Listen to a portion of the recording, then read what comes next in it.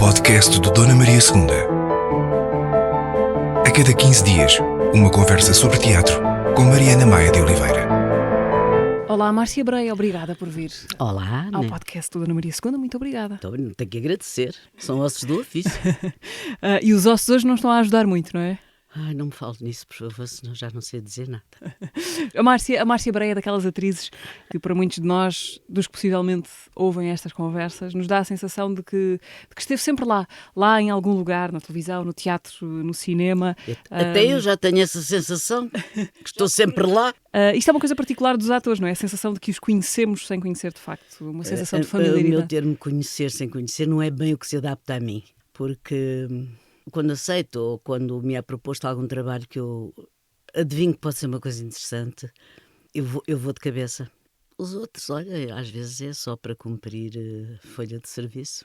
Mas eu sinceramente, desde que decidi na minha vida fazer teatro, que eu era agente técnica de engenharia química, portanto não tem muito a ver com o teatro na altura. Chegou mesmo a trabalhar como agente técnica de engenharia química? Não, estava a tirar o curso. Estava a tirar o curso. Mas tínhamos formado um grupo de teatro pequeno, lá no Instituto Industrial, na altura chamava-se.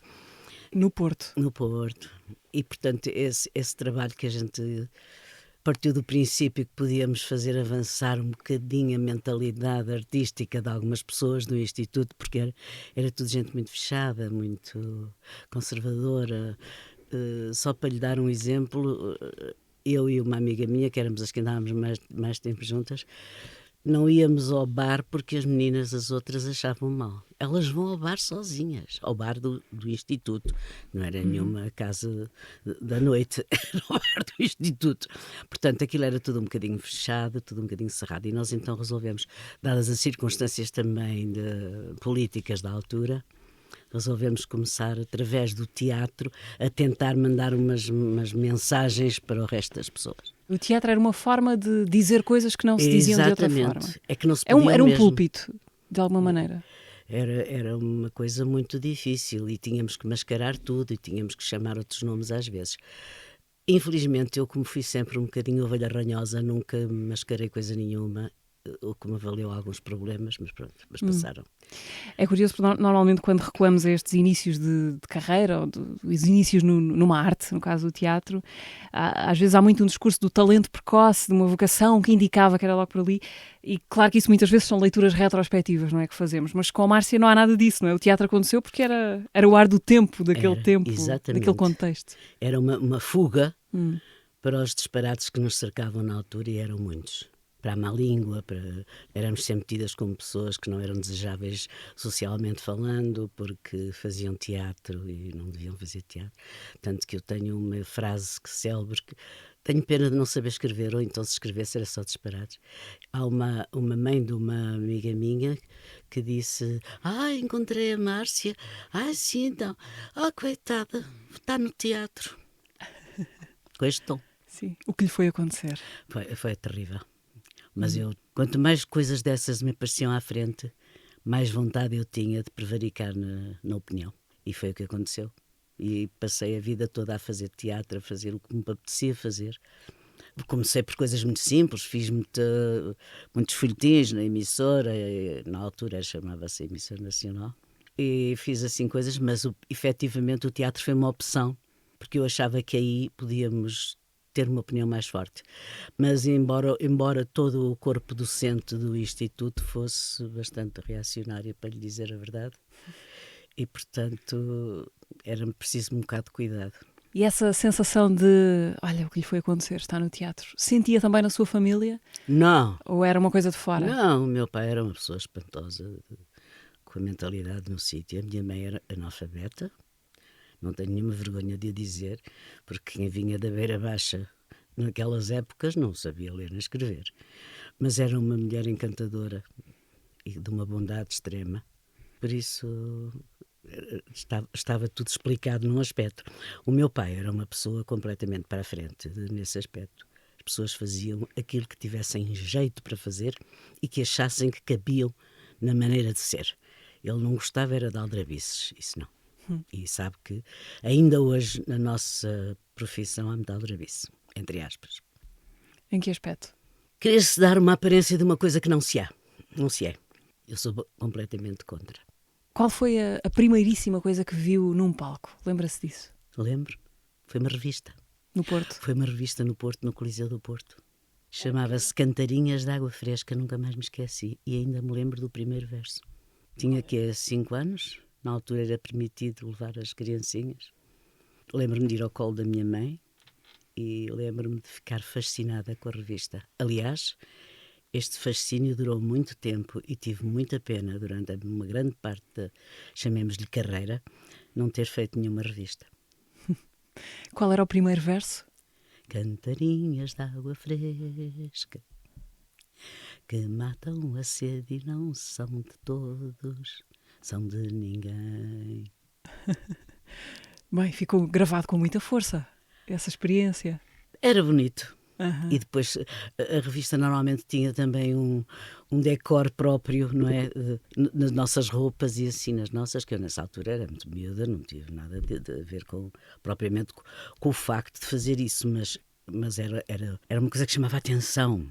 Era luminoso, era bonito. E aquela coisa de fecha pano, abre pano, e a ser outra coisa, era muito bonito. Ou seja, apesar de, como explicou, ter ido parar ao teatro por razões mais ou menos circunstanciais, houve essa primeira sedução, vamos chamar-lhe assim, essa força de qualquer coisa que a agarrou. Além de que decorava algumas peças de teatro de antigamente, olha, por exemplo, que me lembro mais, chamava-se o Pinto Calçudo. Eu acho que era, se não me engano, era de um tal José Bruno, o Bruno não me lembro, já não sei. E eu decorava aquilo tudo e representava para a família, por isso... Paralelo a isso, havia outra coisa da qual tenho um grande desgosto de não ter conseguido continuar, que era a música. Chegou a estudar piano? Cheguei, 5 anos. O piano está lá em casa, em Telheiras. Ainda existe esse piano da sua está infância? A ver se dá flor. Não, existe e era para ser recauchutado este ano, mas porque eu tenho 3 netos e um deles, de vez em quando, falava nisso. Mas é um bocadinho difícil atualmente, não sei se as pessoas sabem, consertar um instrumento é ruinoso. Portanto, eu também achei que era a altura de trilhar outros caminhos. Mas ficou com alguma mágoa por resolver em relação sim, ao piano mágoa, especificamente? No piano, sim. Nunca mais se voltou a sentar ao piano? Sentei, só que era um bocadinho difícil ter o mesmo imbuir-me do mesmo espírito que me imbuir quando o meu pai me ofereceu o piano, quando eu tinha 12 anos. O seu pai ofereceu-lhe um piano e aulas de piano, foi isso? E tinha uma professora em casa, que tinha um nome fantástico, Ercília, que tinha sido professora de música do António Calvário, dizia ela, porque eu não cheguei... Não foi confirmar. Não, mas ela dava-me aulas de piano 2 vezes por semana. E tem boas memórias da professora Ercília? Tenho, era uma querida. E é curioso que tenho, não sei se isso alguma vez vos aconteceu, não só tenho o tom de voz dela, como tenho os gestos dela. Ela fazia assim uma coisa muito... Depois punha a mãozinha. Nunca me saiu isto da cabeça. Eu devo dizer que eu às vezes sou um bocadinho, como é que se diz, gozona. E hoje, houve música, Márcia? Claro. Que música é que houve? O que vier. Eu sou muito eclética na música. À noite, quando me deito, normalmente tenho um rádiozinho na mesinha de cabeceira que, em princípio, ouço alguns programas que acho giros da noite. Gosto muito de música, tenho que ouvir mesmo. Durante o dia, há épocas do dia em que só me apetece ouvir um determinado número de coisas e há outras que não. Por isso, siga a rusga. Deixe-me coscovilhar mais um bocadinho para saber em que estações de rádio é que o seu rádio mais para nessas noites. Atualmente, muito na Antena 1, porque é à noite, e a Antena 1 às vezes tem programas à noite interessantes sobre determinado tipo de cultura e assim, isso eu gosto de ouvir. E outras vezes é mais... gosto tanto disto, vou ouvir. Mas eu era fã de muita coisa de musical. Não se esqueça que eu atravessei a época dos Beatles com uma febre, sempre. E pronto, e para mim a música é uma coisa muito importante. Música clássica também, porque me habituei de muito nova a ouvir, lá está, tive um pai que me influenciou muito em muita coisa. E ainda hoje, quando ouço um pedaço de música na 2 que reconhece, olha, isto é da ópera tal, isto é da... adoro. Pronto, depois se adormecer melhor. Vou embalada. Diria que a música é a arte que mais a toca, mais do que o teatro? Não posso pôr as coisas assim. Porque a certa altura o teatro e a música são coisas que quase se complementam. Na minha cabeça. Mas toca-me bastante a música. Uhum. E mesmo alguma música brejeira também adoro. Temos espaço para tudo, não é? Não vou cantar nenhum bocadinho porque vocês morriam, fugiam por aqui fora e acabava-se. As portas estão fechadas, portanto está à vontade. Ai meu Deus, sequestrou-me.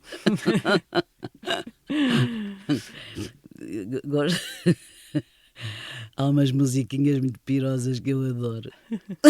Então diga só o artista, não precisa de cantar. Não, o artista, sei lá quem é. Os meus colegas da escola primária que fazíamos uma festa todos os anos, a festa da terceira e da quarta classe, em que uma das canções que eu acho favoritas, uma vez cantei à Manuela de Freitas e ela não conseguia parar de rir porque aquilo não tem pés na cabeça, tem muita graça.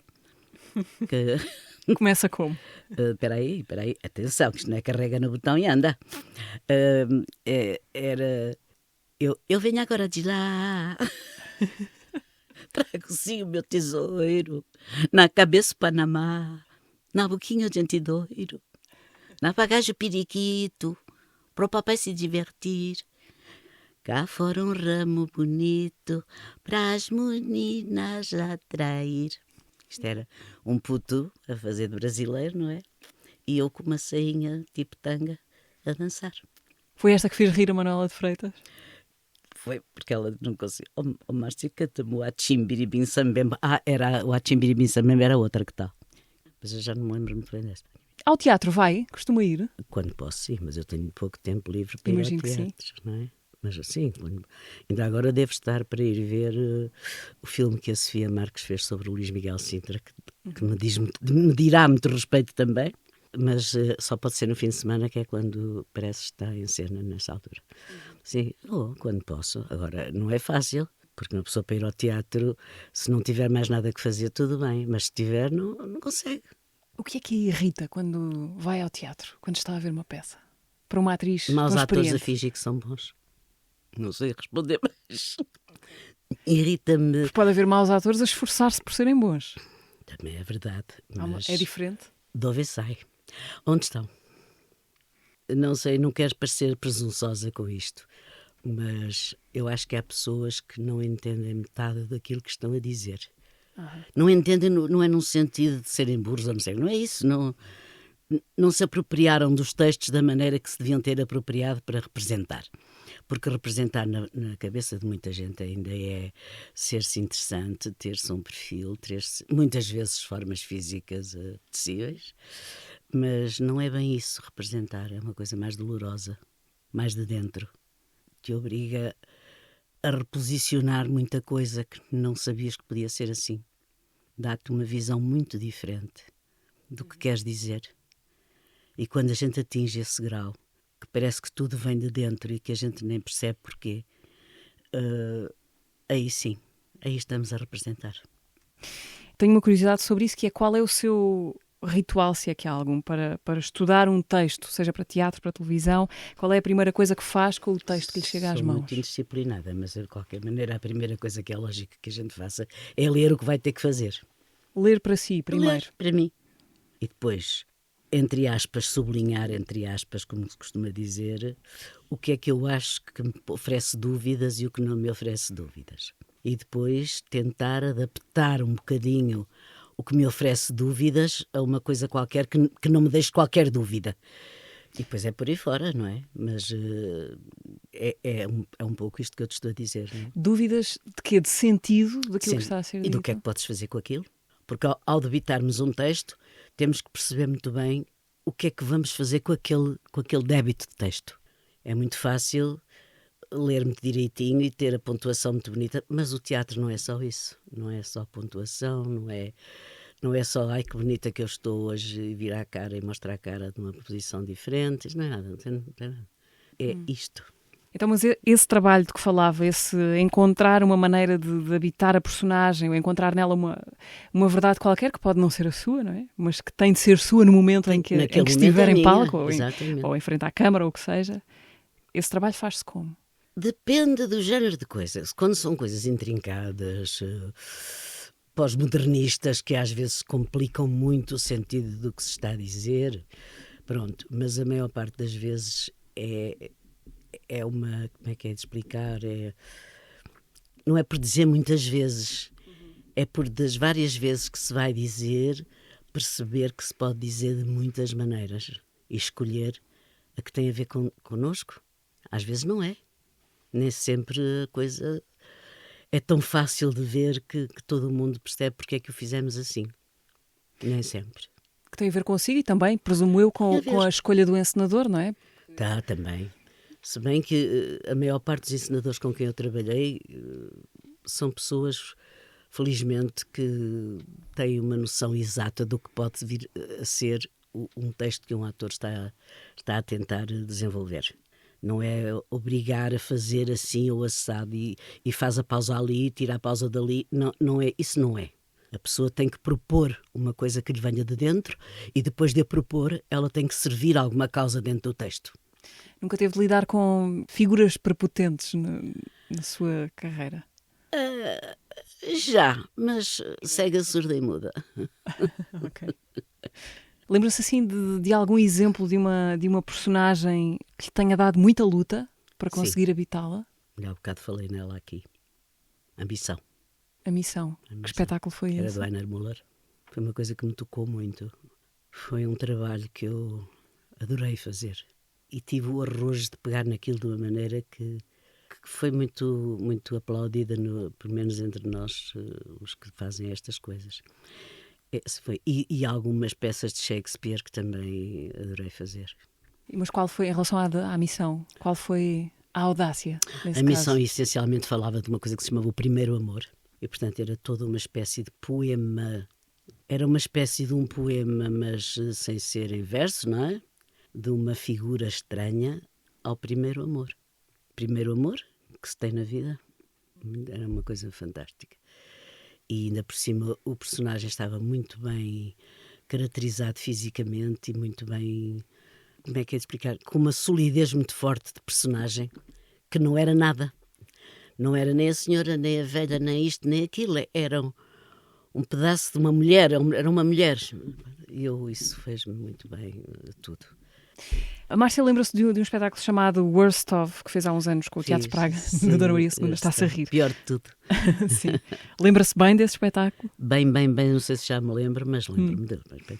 Eu gostava de saber se fez muitas daquelas peças com que o espetáculo, de certa forma, brincava, não é? Porque era uma coleção de grandes textos da dramaturgia, grandes textos da dramaturgia portuguesa, em pior, parodiava, enfim, esses textos, aqueles dramalhões românticos, tudo muito fatal e exagerado. Fez muitas coisas daquelas? Não. Dramalhões românticos só se fosse mesmo sob o ponto de vista jocoso da própria imagem. Um dramalhão romântico já, imagina, no século XXI já dava vontade de rir, que fará antes, não é? Não, mas eu gostei muito de fazer isso Worst Of, porque para mim era uma coisa diferente do que tinha vindo a fazer. E depois era muito interessante o meu próprio raciocínio sobre o texto. Que era qual? Era sem gozar o que se está a fazer, ser um gozo permanente para quem via e para mim própria. Isso eu gostei muito. E era uma medida inteligente. Eu gosto da inteligência, por muito que às vezes não pareça que a tenho. Nesse espetáculo do Teatro Praga trabalhou com a Cláudia Jardim. Não sei quanto é que as vossas vidas se cruzaram antes e depois desse espetáculo. Não, eu cruzei-me nesse espetáculo. Foi nesse espetáculo. Embora soubesse quem era e tudo. Sim. Mas cruzei-me com ela nesse espetáculo. Aqui neste podcast surgem habitualmente perguntas feitas por outras pessoas. A Cláudia Jardim tem uma pergunta para a Márcia. Ai, meu Deus, estou feita. Ela vai Acho que não. Querida Márcia, primeiro que tudo, tenho que te enviar um beijo e um abraço do tamanho do mundo, dizer-te que tenho muitas saudades tuas e que gosto muito de ti, já sabes. Embora não nos vejamos tanto quanto devíamos. Mas a Mariana desafiou-me a fazer-te uma pergunta, desafio que eu aceitei com muito agrado e com muito orgulho. E eu queria que nos falasses um bocadinho da tua experiência de estar a trabalhar diretamente ligado a uma companhia, com um trabalho regular, como te aconteceu. Vou falar do caso da cornucópia, que é o caso mais emblemático, uma casa onde tu trabalhaste durante muitos anos. Quais as vantagens e as desvantagens que tu encontras em trabalhar numa companhia ou de desenvolver um trabalho como freelancer, como atriz que não está vinculada a uma estrutura, se há vantagens em estar vinculada, se não há vantagens. Fala-nos lá da tua experiência maravilhosa e inspiradora. Muitos beijos e saudades. Pois, efetivamente, eu tive o privilégio de estar vinculado a uma companhia como a Cornucópia. Mais de 30 anos? 30 anos, cerca disso. Portanto, eu fui para lá em 70 e qualquer coisa. E pronto, isso aí em 2005, não é?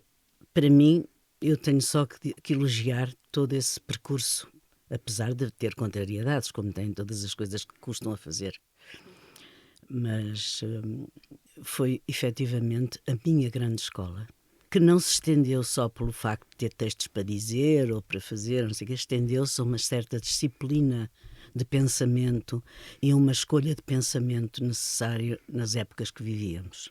E isso para mim era muito importante. Gosto muito de saber exatamente o que se passa, sem subterfúgios, sem Rodriguinhos, sem coisas assim. A cornucópia ensinou-me isso tudo. E depois também tínhamos um método de trabalho fantástico. Eu ainda hoje me custa, às vezes, quando estou a fazer novelas, custa-me assimilar coisas que eu acho que se deviam pôr em público numa peça, numa novela ou numa série, ou o que quer que fosse, porque é muito mais do que aquilo que a gente lá põe. E eles ensinaram-me uma disciplina de pensamento, uma disciplina de sentimento, uma disciplina de opções quer políticas, quer sem ser políticas. Era importante ter opções. Eu aprendi tudo isso na cornucópia. Eu não vou dizer que era tudo um mar de rosas, porque não era. Porque aprender a sério é um sofrimento. Se a pessoa tiver cabeça para isso, é um sofrimento. As pessoas pensam que é chegar lá, ai que bonitinha que eu estou, com licença, vou-me virar de perfil. Não é nada disso. Para uma pessoa ter uma noção exata do que pode ir buscar a um texto e a uma representação, digamos, que é mais que texto, não é? É muito complicado. E é doloroso, às vezes. E foi isso que eu aprendi, porque quando cheguei ao teatro, nomeadamente até ao da cornucópia, era uma coisa muito, muito volátil. Ai, pronto, ela está no teatro, ela agora vai fazer não sei. Tive que apagar isso tudo, isso não é assim. Isso tem que surgir contigo, tens que sofrer ou não as coisas. Isso tem que sair contigo, não é? Como eu vejo muitas vezes, sobretudo a malta mais nova. Ai, que bem que eu estou a fazer isto com uma espécie de autoestima sobre o trabalho. Não, é quando a gente tropeça, é quando a gente não sabe que voltas a dar às coisas, que vem realmente a chama que nos faz fazer uma coisa bonita. Desculpem, parece um bocadinho pirosa. Acho que não parece nada. Mas, sinceramente, é isso que eu sinto e é isso que eu digo às pessoas.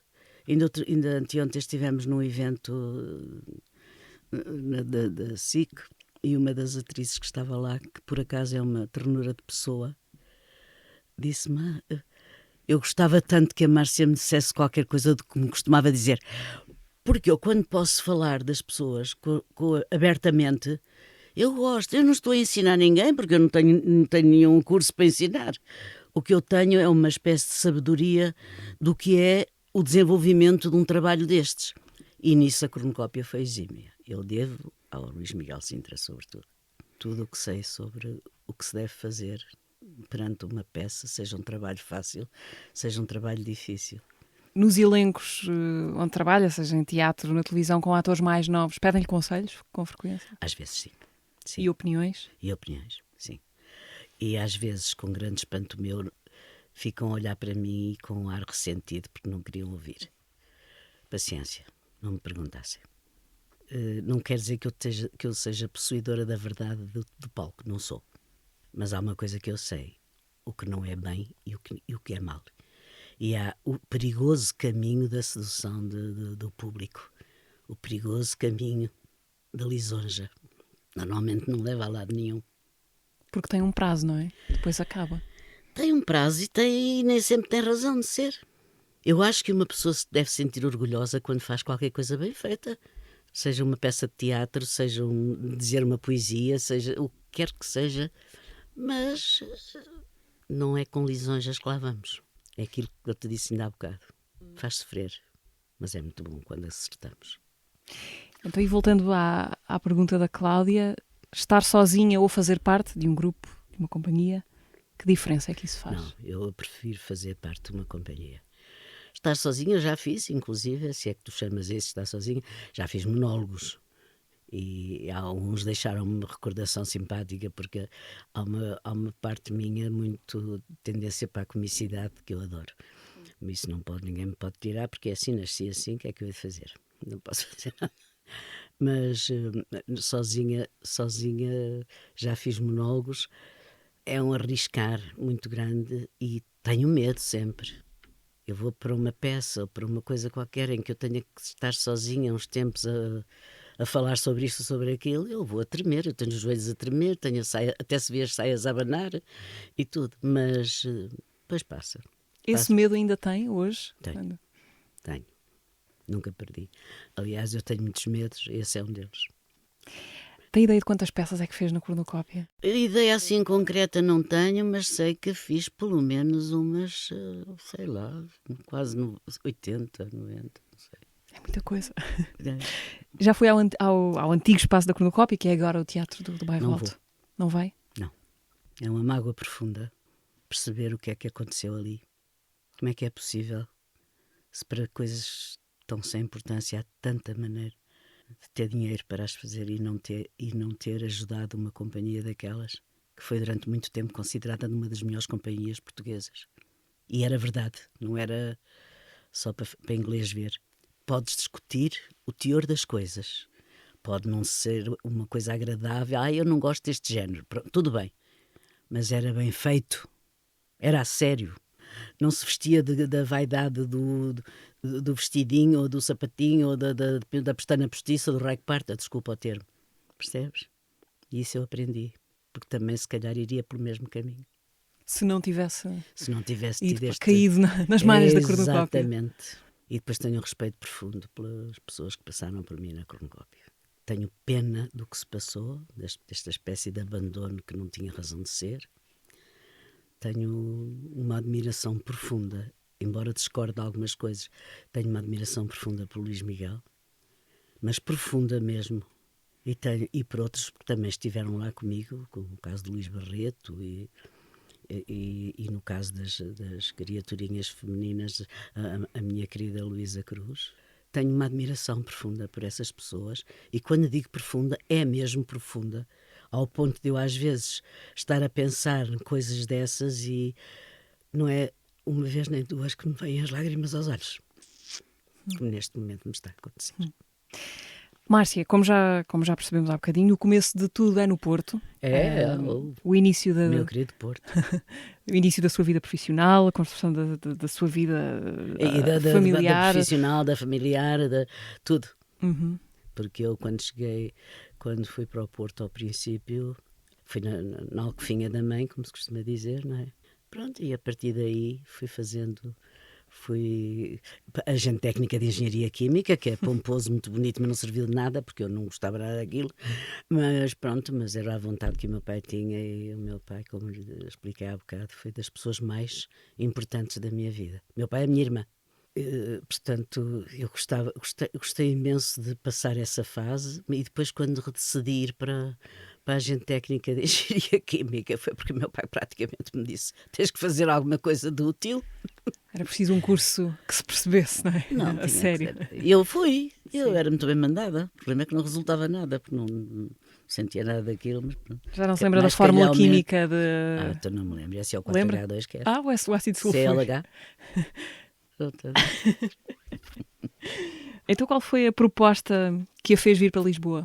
Por incrível que pareça, e muita boca se vai abrir, a proposta que me fez vir para Lisboa foi um convite que o Vasco Morgado me dirigiu. Não foi para fazer revista? Não, mas foi para fazer comédia. Não foi para fazer revista. Foi um convite dele. E eu pequei assim, pensei, vou ficar tão mal vista agora de trabalhar com o Morgado, que é o teatro, o símbolo do teatro comercial. Porque havia essa divisão, não é? Havia. E há pessoas que se portaram muito mal em relação a ele só com isso. Porque partiram do princípio que tinham que esconder que trabalhavam com o Vasco Morgado. Eu não, eu fiquei... Lá está, era um caminho de aprendizagem que eu não tinha nunca tido. É muito diferente trabalhar com uma companhia comercial assim do que trabalhar com seriedade toda em cima da cabeça. E aquilo era sério, para eles todos era. A primeira peça que eu fiz com ele foi O Homem Escravo o Animal, em que contracenava era eu e o Cândido Mota, e foi um dos princípios da minha vida no teatro. Fui para o Capitólio na altura. Entretanto, conheci aí nesse Parque Meyer famoso o Luís Miguel e o Jorge Silva Melo, e foi a partir daí que eles me convidaram para fazer uma coisa. E mudou a agulha completamente. Não é? Foi raptada para o outro lado. Não faz mal, abençoado rapto. E esse convite para a cronocópia é como? É uma conversa?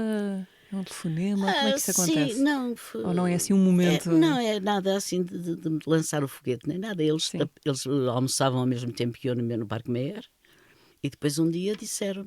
e havia um dos elementos da cronocópia que já era mais antigo com eles, que era o Orlando Costa. Disseram, Márcia, parece que eles querem que tu vás fazer uma coisa com eles. Eu falei com o Luís Miguel e assim, pronto, e aceitei. Antes tinha passado também, que me esqueci, pelo Filipe à Féria. Não pegou, comigo não pegou, porque o Filipe era uma pessoa irascível e eu não tenho nenhuma paciência para levar raspanetes quando já tenho mais de 30 anos. O seu início no cronocópia terá sido por que anos, mais 75. ou menos? 75. Antes disso, Márcia, como é que vai parar ao Aljube numa noite, num jantar, depois da estreia de uma peça? Isso é no Porto. É muito simples, não parece, mas é muito simples. Nós a estreia que eu fiz em teatro no Porto foi no São João e foi uma coisa que se chamava O Sol na Floresta, do Romeu Correia. Quando aquilo foi um êxito no Porto, a estreia, porque era muito bonitinho, tudo, era muito engraçadinho, muito dourado, e então fomos jantar a um restaurante do Porto, muito conhecido na altura. Fomos jantar e, claro, éramos 20 pessoas, ruidosas, contentes. E quando acabou o jantar, soubemos que o dono do restaurante tinha feito uma queixa junto não sabemos de quem, mas deduzimos que fosse algum esbirro policial, não sei, dizendo que estavam ali um grupo de estudantes que estavam a dizer mal disto e daquilo. O isto e aquilo era sempre a situação política. E quando chegámos à porta para sair, tínhamos uma fila de polícias em cordão à espera. Aquilo foi uma espécie de banho de água fria, porque não tinha nada a ver naquele momento com nada disso. Nós estávamos... Beber não bebíamos, naquela altura a gente não bebia assim como agora, que parece que temos sede todo dia, mas não era o mesmo género. E lá fomos nós para a esquadra, para o Aljube, que era perto do São João, aliás. E aí passaram-se algumas cenas hilariantes, que eu nem sei se consigo contá-las, se não estou a faltar à verdade. Mas eu entrei no Aljube, e desculpem a parte cómica, de mini saia, porque naquela altura estávamos no tempo da Maricoa. Mini saia, com uma cesta de morangos que me tinham oferecido, alguém da plateia. Completamente, era a minha primeira experiência política para doer. E deu vontade de rir, porque a polícia sentou-se ao meu lado, um deles, não sei já quem era, e dizia assim, o que é que estás aqui a fazer para mim? Aquelas coisas, isto era verdade, porque eles não tinham modos nenhuns com ninguém. A polícia não é a mesma que é hoje. Hoje a nossa polícia é veludo junto com aquilo que a gente passava. O que é que estás aqui a fazer? Estou à espera. Olha lá, por que é que não vais para casa cozer meias? Porque se usam de nylon, já não se cosem. E ele disse, estás muito engraçadinho, vais telefonar à tua família para dizer que estás aqui, que te venham trazer, acho que era, não sei se era 400 escudos, se era assim uma quantia toda. Eu disse, não vou acordar ninguém em minha casa para dizer que estou presa. E assim foi, realmente não fui. Saí de lá, eram 6 ou 7 da manhã, Tinha um ponto de mineralogia nesse dia, nessa manhã, e os meus colegas que perceberam o que se estava a passar fizeram-me o ponto. E eu passei com 13 ou 14. Não sei o quê. Portanto, são tudo memórias que eu acho que as pessoas nem acreditavam se fosse verdade. Aquilo é uma estupidez, aquele atrasado mental, o que é que ele foi fazer? Foi o quê? Ganhar mais uma estrelinha no ombro? Não. Éramos meia dúzia de miúdos, ao fim e ao cabo. Eu tinha 20 e poucos anos. E as outras também. E os outros ainda mais. Portanto, foi... E esses episódios, e outros que tenho vivido ou de que tenho ouvido falar, isso deixa marcas na personalidade? Por exemplo, a desconfiança. Fica-se uma pessoa mais desconfiada depois de viver nesse mundo em que... Desconfiada sob que ponto de vista? De repente o inimigo pode ser o insuspeitozinho do para mim lado foi ou o dono do surpresa, restaurante. naquele momento foi uma surpresa, porque ele sabia muito bem o que é que se passava em Portugal em relação ao facto de estarmos sempre a ser vigiados e sempre com críticas ao comportamento, de maneira a que suscitasse confusões de outro género. A pergunta era no sentido de que qualquer pessoa podia ser um denunciante, não é? Isso torna-nos Sim. desconfiados. Nunca mais me esqueço que eu tinha uns amigos meus em Aveiro, que é outra terra que gosto muito também. Eu tinha uns amigos meus em Aveiro, um deles que tocava muito bem e tal, e esse amigo, quando demos por ela, era um bufo da pira. E passava os serões connosco a cantar. Sabes, era todas estas coisas que, se tu tivesses 2 dedos de inteligência, te chateavam a sério e que tu mudavas a agulha num instante. E foi como aconteceu a mim. Passei a ser uma revoltada da Conceição, como eu costumava dizer, porque não se faz isto. A minha irmã já tinha tido problemas graves que teve que se pirar. O meu pai, que ficava aflito porque era funcionário público e não se podia ter manchas no cardápio. A minha mãe, coitadinha, não. A minha mãe era doméstica e uma bondade em pessoa. Ela não queria que se falasse disso. O meu pai dizia muitas vezes: isto que estamos aqui a falar não é para falar fora daqui. Pronto. Agora, aquilo foi tudo muito difícil para nós. Dar tudo o que é uma relação normal das pessoas. E nós éramos uma camada de putos, nem sequer éramos, ai Jesus, que vamos deitar o mundo abaixo. Não. Mas já sabíamos que havia umas coisas das quais não se podia falar. Eram pessoas da sua idade a viver a sua vida, não é? Exatamente. Normalmente. Márcia, anos depois do 25 de Abril, faz uma peça como protagonista chamada Salazar, Deus, Pátria, Maria, em que faz de Maria a governanta de Salazar. Exato. Que comenta os acontecimentos políticos da época, que é uma época muito específica, as eleições presidenciais de 58, em que participa Humberto Delgado, e de onde sai aquela frase famosa em resposta à pergunta de um jornalista sobre o que é que ele faria se fosse eleito com o Presidente do Conselho. Ele diz, obviamente, demito. É esse o contexto. Personagem marcante, essa, Maria? Foi sob o ponto de vista da atriz, sim. Tive muito cuidado ao estudá-la e muito cuidado com o texto e tudo. Mas era hilariante para mim cá para dentro. Quando uma amiga dela, que ela passava a vida ao telefone com as amigas que iam lá à casa, não sei, ela pergunta que queria fazer um bolo para o senhor doutor e alguém lhe sugere, como é que se chama aquele bolo muito célebre? Não me lembro do nome, é um bolo de natas e coisas assim. Mas a gente tinha tanta graça a resposta da parola da mulher. O nome do bolo. Mas isso não é russo? Pavlova, será? É russo. Não sei o que é que respondia à amiga, já nunca sabia. E o cenário tinha uma coisa que eu achava muito interessante. Tinha uma cadeira sempre vazia com um fato preto em cima, que era o fato do Salazar. Portanto, era sempre estava ali aquele monstro sentado na cadeira, que era um fato só. Gostei imenso de fazer, foi muito divertido. Fizemos para a televisão, fizemos em 3 dias, em 3 vezes, digo. Tivemos de manhã um ato, na tarde o segundo ato e à noite o terceiro ato. E, aliás, isso pode-se ver na página dos arquivos RTP, pode-se ver a peça na íntegra. E a terceira parte até foi feita num museu de teatro. Não acontece muito, não é? Fazer uma personagem que foi uma pessoa contemporânea, não é? Mas eu acho que aí eu tenho que puxar os galões, porque eu percebi perfeitamente a burrice daquele personagem. O tipo, apanhou o tipo. Isso é fantástico. Tinha um sotaque também? Claro, então. Mas eu tinha o sotaque muito mais beirão, porque ela era beira, não era do Porto. O senhor doutor recebe aquela sua amiga? Fica o convite para verem, se quiserem, essa peça. Sim. Salazar, Deus, Pátria e Maria. Há 15 dias, no teatro, foi o Ricardo Neves Neves, aquele que, por sorte, não acabou. Ricardo Neves Neves Neves. Quem se sentou aqui à conversa no podcast do Dona Maria II. O meu pai é Neves, a minha mãe é Neves e Neves, portanto eu podia ser Ricardo Neves Neves Neves, mas os meus pais tiveram algum pudor e vergonha na cara, então puseram só Neves Neves. É sempre preciso o género de Disney, do carrossel e da montanha-russa e do vermelho, vermelho, brilhante, brilhante, para depois ir para o lado decadente e triste e pesado. Eu comecei a escrever ainda no conservatório, com 19 anos, e sempre num sentido meio amador. Não devo nada a ninguém, estou a fazer uma coisa que não sei fazer. Se correr mal, correu. Ninguém me pediu nada e eu também não estou a pedir nada. Os espetáculos não me crescem no canto da cozinha, não é? Sim. Um dia olha ali um texto. Deixa ver se ele cresce e vou puxá-lo. Eu gosto-me de estragar. É fazer o errado, fazer a maldade, é pregar a partida, é pregar o susto ao cardíaco. Aquela ideia de eu sou cruel sem saber que sou, eu sou incorreto sem saber que sou, eu magoo sem saber que estou a magoar.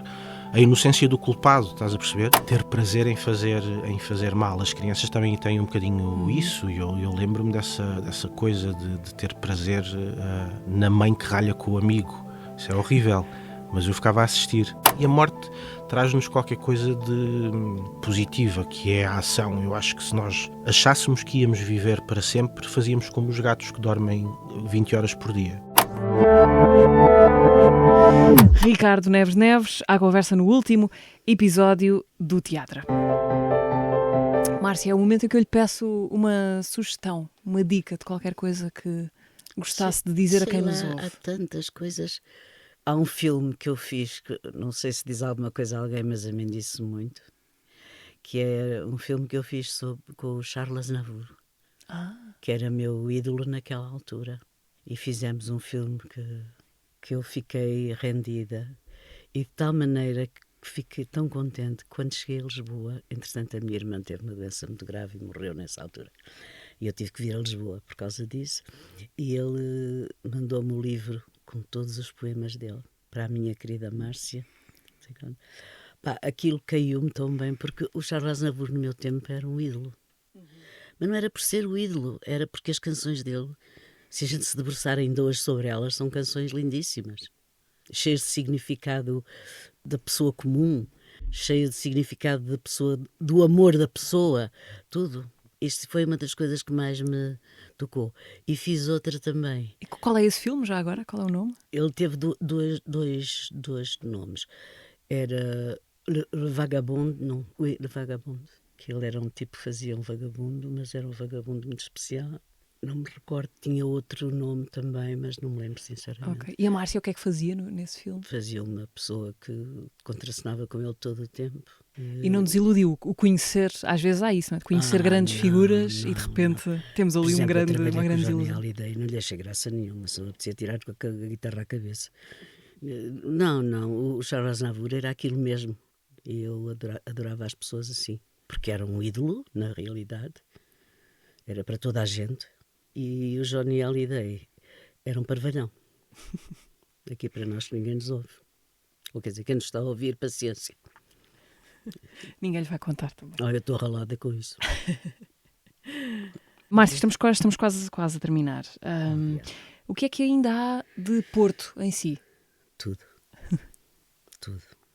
O Porto é a minha grande paixão, com os seus defeitos que lhe atribuem, com a burrice da frase que ainda existe, penso eu, que dizem a coisa melhor que há no Porto é o comboio para Lisboa. E depois tenho que aqui dizer uma coisa a acrescentar. O meu pai foi um dos grandes fotógrafos do Porto, e com uma exposição lindíssima que ele fez na cadeia da relação, pela mão da Cisa Vieira.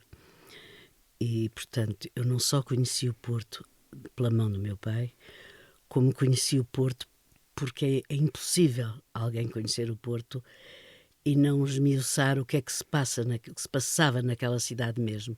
Desde o Cais da Ribeira, onde os miúdos tomavam banho praticamente nus, e onde se diziam palavrões, que ainda hoje é a minha grande paixão, porque eu adoro dizer palavrões.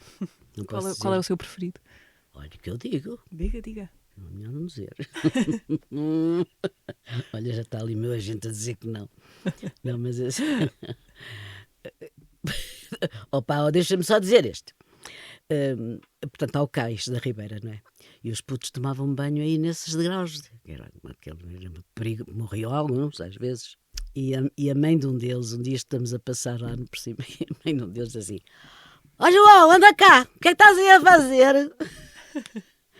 Anda-te embora que eu foto das costas. Olha, desculpa, mas... E a minha irmã que ia comigo nessa altura disse: oh Márcia, diz-se foto das costas. Não sei o que passa a dizer-se. Portanto, não ponhas isso, que é feio. Mas nunca mais considerou voltar a viver no Porto ou simplesmente a vida não foi para aí? Eu vivi muito tempo no Porto ainda. Depois voltou a viver no Porto? Eu fiz a escola infantil lá, a primeira e a segunda Não, mas classe. depois de vir para Lisboa, chegou a voltar? Depois de vir para Lisboa, cheguei a voltar para viver no Porto, não. Porque, entretanto, tive a minha filha mais velha, e ela nasceu no Porto ainda, e depois tive mais tarde a mais nova, mas a mais nova nasceu em Lisboa já. Portanto, já não voltei a viver no...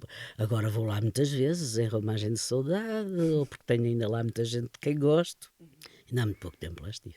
Ainda é a sua cidade. É a minha cidade, com todos os seus defeitos e com gente muito humana, muito verdadeira, muito pouco pintada de fresco, como eu costumo dizer. Isso, não há coisa melhor. Márcia, muito obrigada por ter vindo ao teatro. Okay. A Márcia Breia foi convidada desta quinzena do teatro, que está de volta para a nova conversa daqui a 15 dias, e até lá podem sempre ouvir e subscrever no Spotify, YouTube, SoundCloud e Apple Podcasts. Até lá. Eu, sinceramente, elas sabem umas coisas. O que é que tu disseste agora? É os sítios onde se pode ir ouvir. Os sítios. Mas diz, não sou só eu que falo. O YouTube, o não sei quê, o YouTube, o Spotify. É isto, não é? Quem escorrega também cai. Olha, muito obrigada pela vossa simpatia. Ora, essa, obrigada. E pela paciência. Espero que um dia possa voltar.